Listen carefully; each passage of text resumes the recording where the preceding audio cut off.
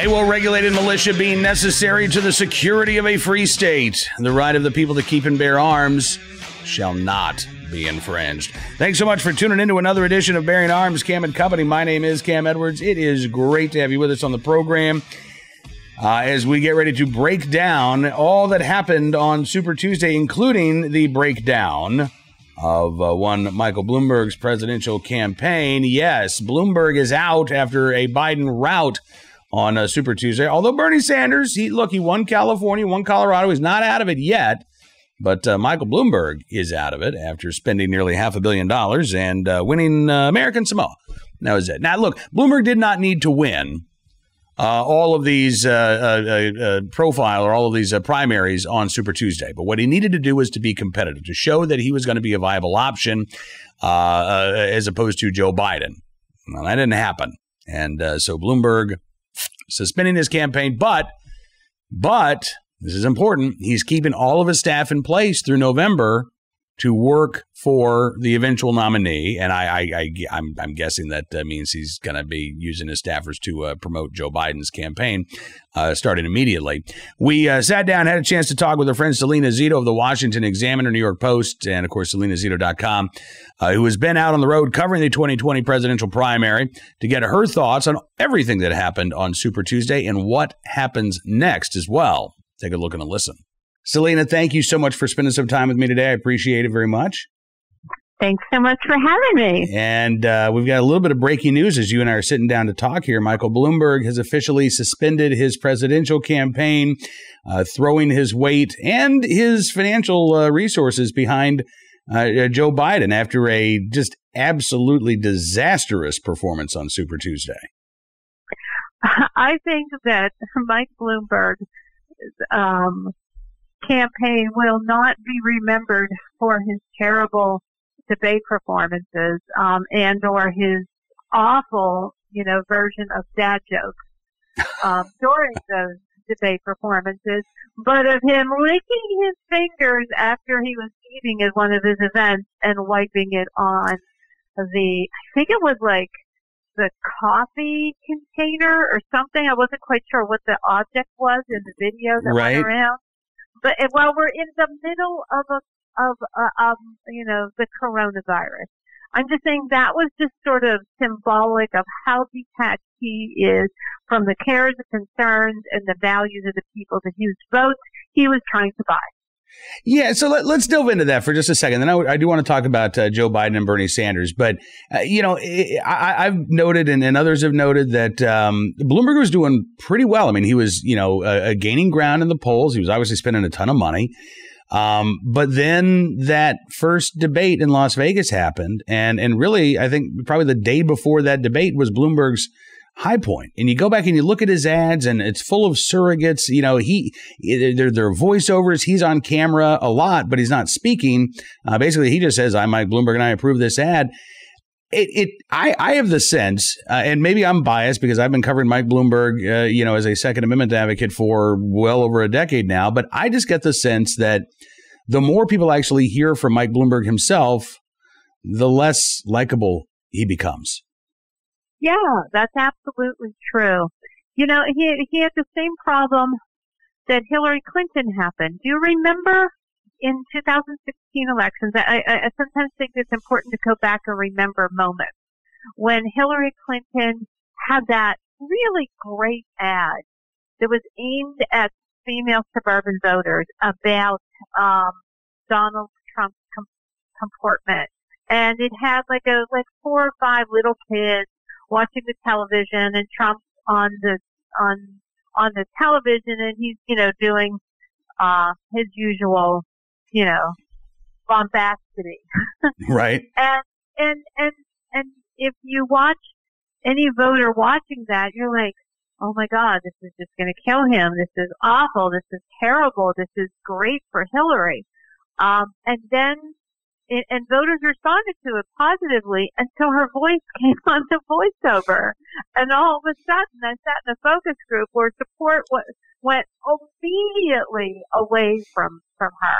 And I think that Bloomberg suffered this, and so did Warren, Elizabeth Warren of Massachusetts, suffered from that same sort of fatal flaw in that they're not very likable people, and no matter what their policies are, their personalities are going to drive voters away from them. Yeah. So to that end, Bloomberg said that he's planning on paying all of his staff through November. So, I mean, he's suspending his campaign, but he's keeping all of that infrastructure in place to support, he says, whoever the nominee will be.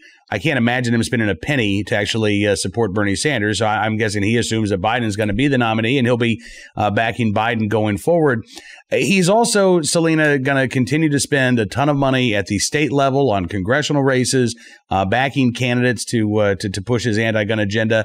I'm curious, do you think that Bloomberg's presidential campaign will ultimately hurt his gun control efforts? Is he a damaged brand? Is he damaged goods now? Oh, he has hurt his brand a lot. There is no question in my mind that when you say Bloomberg, you now have this image. Mm-hmm. Whether you're talking about his money or even his news organization, whatever it is, or his company, it now has a tarnished brand. Now, that doesn't mean he can't recover from it, but it will be a challenge because he's Bloomberg and he's not likable. So he needs someone else to fix his Bloomberg problem. Bloomberg can't fix his Bloomberg problem. Well, not even for $100 million would I fix Bloomberg's problem. He made his bed. He's got to lie in it now. So let's now talk about the candidate who had a better night than Bloomberg, but not as good a night as I think a lot of folks would have expected even just a few days ago. Bernie Sanders looks like he won California, narrowly lost Texas, won Colorado, obviously won his home state of Vermont. But Joe Biden's surge since South Carolina kind of gummed up a Sanders path to victory here. And Joe Biden obviously now looking at front runner status in the Democratic primary. Yeah, absolutely. Well, I mean, I've been on your show a bunch of times saying that Biden just don't discount Joe Biden because, campaigns are not run on social media, even though social media thinks that this is where you go and you find what's going on in American politics. I think that 2016 proved that. I think Brexit proved that. I think Brexit 2.0 proved that. I think Boris Johnson proved that. And I think Joe Biden proved that. So it doesn't matter what people say on Twitter. I mean, if we followed Twitter, Elizabeth Warren and Bernie Sanders would have been the nominee. But that's just not how it sort of plays out. And it shows that, it also shows that money doesn't buy votes. And cable news pundits do not buy votes and, win over votes. Biden, even in the early voting, seemed pretty baked in with these voters. Long before, the three people, Buttigieg, Beto, and Klobuchar supported him. Again, pundits are saying, well, that's what did it. Not really. Voters aren't persuaded by that.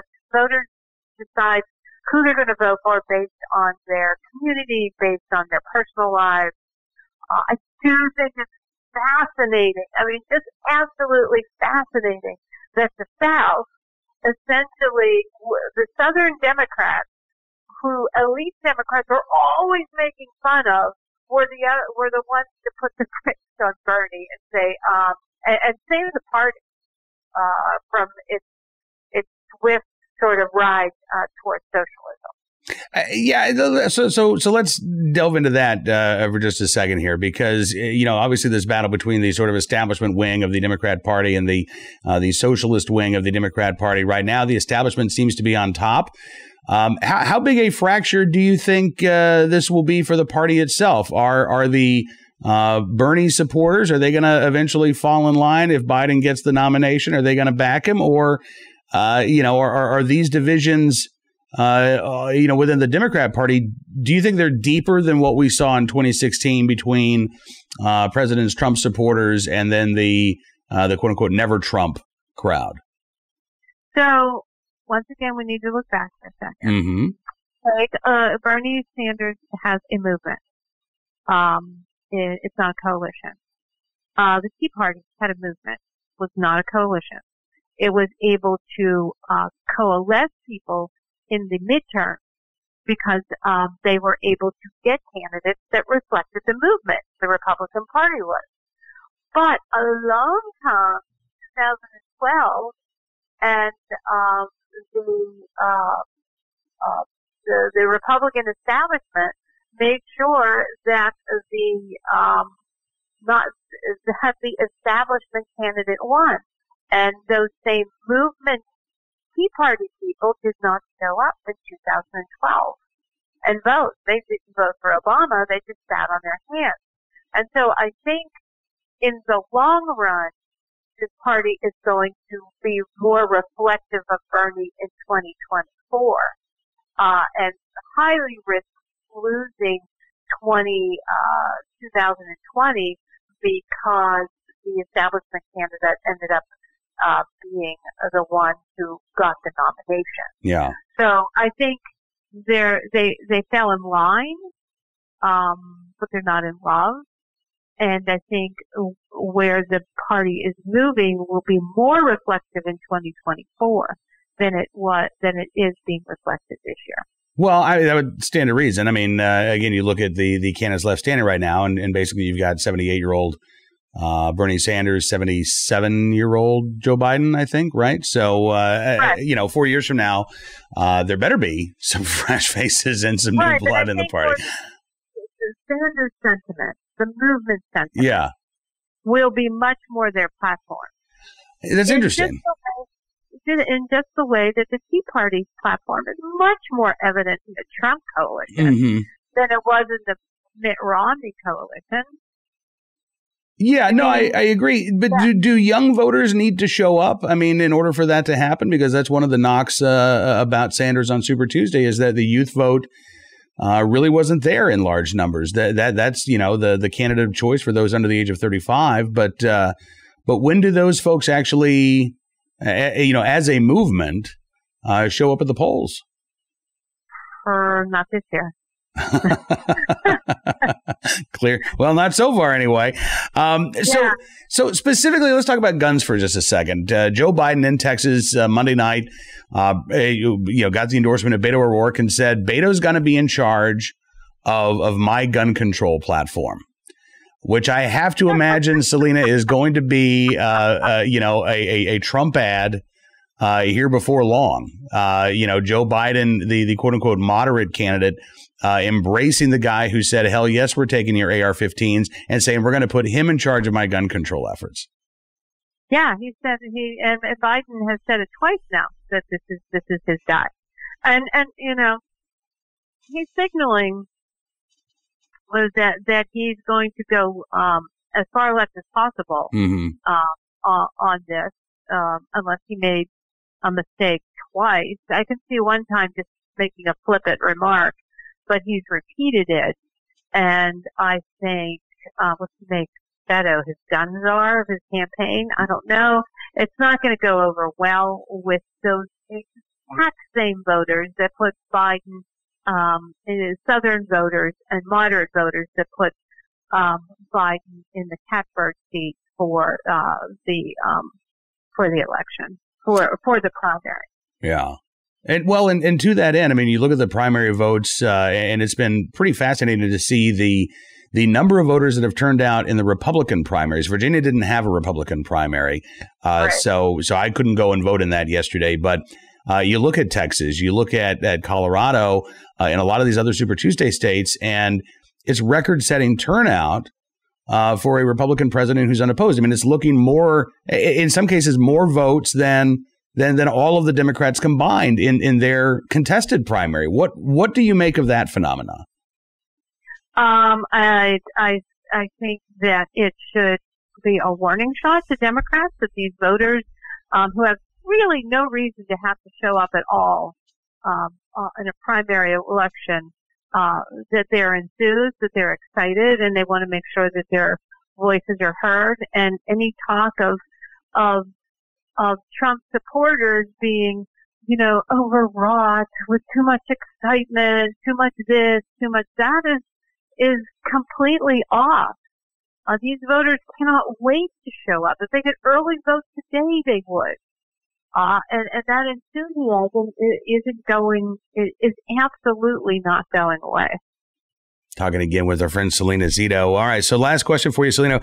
Does Bernie have any chance of a comeback, or do you think that Biden has basically captured this nomination as a result of the Super Tuesday performance? I think that the party officials, in particular superdelegates who have the most power in the nomination process, will make the case, and they'll make it, based on what happened, that they can vote against Bernie in a convention and not be off, completely detached from the will of the people. So I find it difficult for Bernie, but, live in interesting times. Anything can happen. I think the more likely scenario is that Biden gets this, that Bernie supporters are not having to have anything with this, and it's going to have a suppressed impact on the more progressive wing of the party. I would agree with that prediction, at least as of right now, March 3rd. That seems to be the path we're going on right now. Yeah. But it doesn't mean we're going to divert into another path, because, this has been a wackadoodle primary season. Well, yes. With very little candidate, no candidate to fall in love with. There's no candidate on that stage where I would, that I would say these voters overwhelmingly fell in love with. See, so, okay, I said last question. I'm going to ask you one more question, because I agree with you, and I realize I've got my own bias here, but I look at the Biden campaign, for example, and I don't quite get why there was this, return to Joe Biden, and you saw this incredible surge in support for him, because I listened to Joe Biden on the campaign trail, and yes, maybe you can make too much of his verbal mistakes, but he's not. I mean, just this is just my own honest opinion. I don't see him as a very impressive candidate on the stump, and I'm trying to figure out why everybody all of a sudden returned back to Biden, and what happens if, let's say, a month from now, there's some buyer's remorse. Do you think, is that a possibility that, as we get closer to the convention, people are like, oh no, we made a mistake with Joe Biden? Yeah, I mean, that's absolutely a possibility. And the thing is, this was about putting the brakes on Bernie. This was not about deep swelling support of Biden. Uh-huh. I mean, this is, you either vote for or against someone when you walk into a booth. And this was about voting against Bernie Sanders more than voting for Joe Biden. I mean, Joe Biden's a well-liked guy. It's very difficult not to like him. If you've ever met him, he's very personable. He's very nice. He's also very flawed. And I think he is not going to make a consistent candidate that the Democrats need. One who is consistently on message. One who is consistently stable. One who consistently just, go walk the straight line. He's never been that guy. And that's going to be their challenge. Salena Zito, always appreciate your insight. Thank you so much for coming on the program today. I hope we get a chance to do this again soon. Thanks for having me. And make sure that you're reading Salena Zito at the Washington Examiner, New York Post. Where else can we find you, Salena? You know what? If everyone would just go to my website, it's Salena Zito, SALENA ZITO. You can find all my stories there, and you could sign up for emails and come along with me across the country. Dispatches from the middle of somewhere. All right, Salena, SalenaZito.com. That's the website. Salena, thank you again. We'll talk to you soon. All right, time now for our armed citizen story, our good deed of the day, and, of course, our recidivism report from the great state of Indiana, Kokomo, Indiana, where prosecutors now seeking habitual offender charges for a Kokomo man that they say was involved in a shooting. This from the Kokomo Tribune.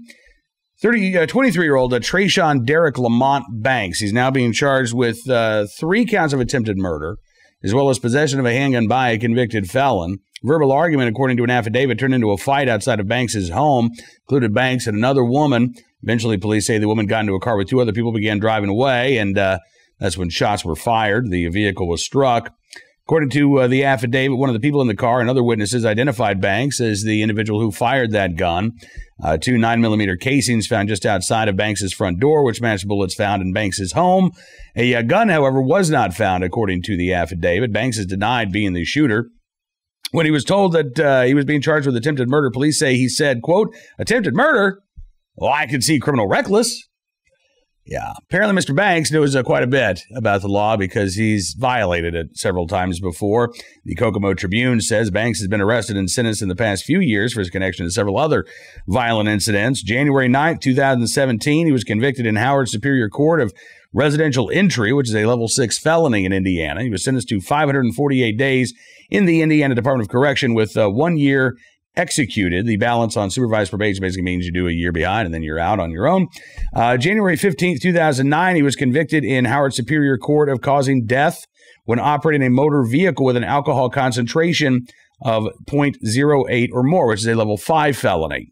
For that charge, he was sentenced to 1,895 days in the Indiana Department of Corrections with, quote, 913 days executed. 1 year of that sentence was spent in the jail, 6 months on work release, 1 year on home detention, and the rest on unsupervised probation. So he was wearing a ankle monitor when he was arrested by police. The Kokomo Tribune says not mentioned in the recent court documents a shooting incident that occurred when Banks was 17 years of age. That would have been 6 years ago. He was arrested and faced charges of attempted murder, criminal recklessness, pointing a firearm. Despite being a juvenile, he was tried as an adult in that case. He was eventually sentenced to 64 days in jail after taking a plea deal. So here you go. Guy's 23 years old, can't stay out of trouble with the law, a lot of violent arrests, people have died, and still slaps on the wrist, sent on his merry way. There you go. Mr. Banks there, currently being held without bond in the Howard County Jail. He is the subject again of today's recidivist report. Our armed citizen story of the day from Washington State, Tacoma, Washington, where a woman's life was saved after a stranger assaulted her and another stranger actually came to her aid. The News Tribune quotes the police report as saying that the woman said she was walking to her apartment when the defendant, who was a stranger to her, appeared from a dark corner, went behind her, placed both of his hands around her neck, and then squeezed forcefully. The News Tribune says another man saw the attack from a nearby apartment. He called 911. He also grabbed his gun, and then he ran to help.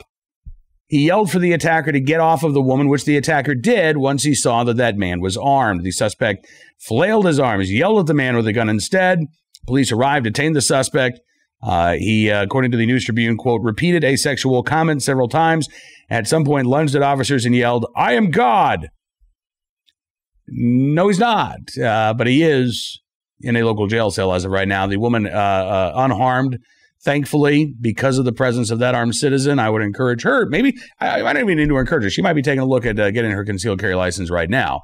But again, thanks to that armed citizen, no shots were fired, but the situation de-escalated from a physical assault to an arrest. That is a happy ending. Now, our good deed of the day, also a happy ending for a couple in Gatlinburg, Tennessee, who needed the help of police when the bride-to-be actually locked her keys in her car. Judy Frazier was getting married last Sunday, and she had just gone to get her hair done with the bridal party. They get out of the salon, and they're looking for her keys, and she realized, oh, no, I put them in the trunk. So she said she and her friends ran over. They were trying to open the trunk, doing everything that they could. They eventually were unsuccessful, so they had to call Gatlinburg police.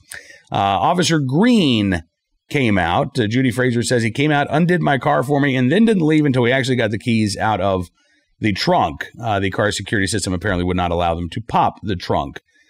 So they had to do some juggling and other things to get the trunk unlocked. According to WATE, when all was said and done, the bride took a picture with Officer Green because, as she said, he saved the day. So there you go.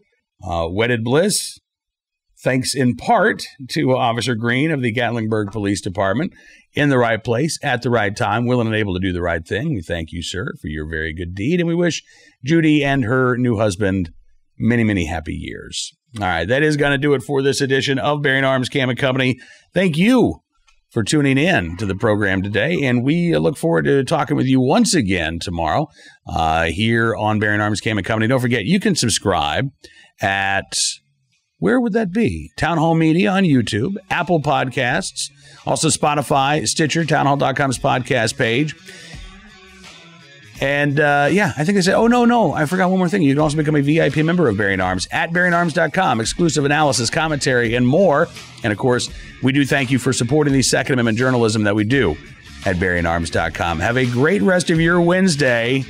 Do a little dance to celebrate Michael Bloomberg dropping out of the presidential campaign, but then get back to work, because our rights are still not safe and secure. We'll see you tomorrow with another edition of Bearing Arms Cam & Company.